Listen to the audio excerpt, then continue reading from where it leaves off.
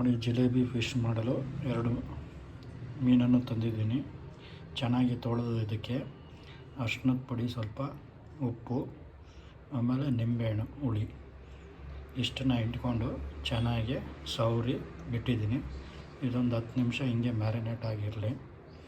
ಇದಾದಮೇಲೆ ಇದಕ್ಕೆ ಬೇಕಾಗುವ ಶುಂಠಿ ಬೆಳ್ಳುಳ್ಳಿ ಪೇಸ್ಟು, ಆಮೇಲೆ ಫ್ರೈ ಪೌಡ್ರು ಎಲ್ಲ ಹಾಕಿ ಚೆನ್ನಾಗಿ ಮ್ಯಾರಿನೇಟ್ ಮಾಡಿ ಅದನ್ನೊಂದು 10 ನಿಮಿಷ ಇಡೋಣ.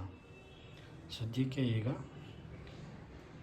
ಬರೀ ಉಪ್ಪು, ಅರಿಶಿನದ ಪುಡಿ, ನಿಂಬೆಹಣ್ಣು ಇಷ್ಟನ್ನು ಹಿಂಡಿ ಕರೆಕ್ಟಾಗಿ ಸವರಿ ಇಟ್ಟಿದ್ದೀನಿ. ಸ್ವಲ್ಪ ಹೊತ್ತು 10 ಮಿನಿಟ್ಸ್ ಆಗಿರಲಿ. ನೋಡಿ,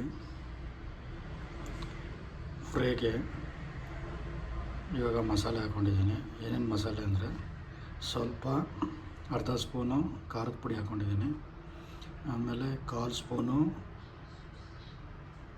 ಜೀರಿಗೆ ಪುಡಿ ಹಾಕ್ಕೊಂಡಿದ್ದೀನಿ, 1/4 ಸ್ಪೂನು ಮೆಣಸಿನ ಪುಡಿ ಹಾಕ್ಕೊಂಡಿದ್ದೀನಿ, ಅರ್ಧ ಸ್ಪೂನು ಧನಿಯಾ ಪುಡಿ ಹಾಕ್ಕೊಂಡು ಚೆನ್ನಾಗಿ ಮಿಕ್ಸ್ ಮಾಡಿ ಇಟ್ಕೊಂಡಿದ್ದೀನಿ.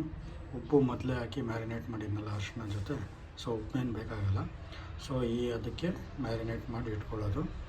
ಇದನ್ನೊಂದು 1/4 ಅವರ್ ಹಂಗೆ ಇಟ್ಟು ಆಮೇಲೆ ತವಾದಲ್ಲಿ ಸ್ವಲ್ಪ ಎಣ್ಣೆ ಬಿಟ್ಟು ಫ್ರೈ ಮಾಡೋದು.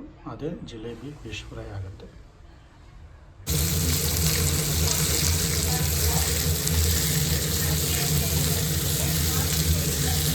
ಈ ರೀತಿ ತಿರುಗಿಸ್ತಾ ಇರಬೇಕು.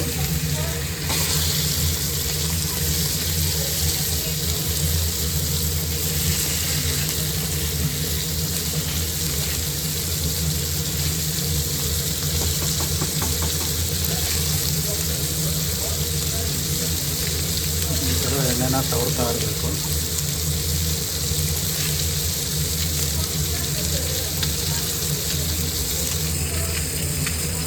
ನೋಡಿ, ನಮ್ಮ ಫೈನಲ್ ಫಿಶ್ ಫ್ರೈ ರೆಡಿಯಾಗಿದೆ.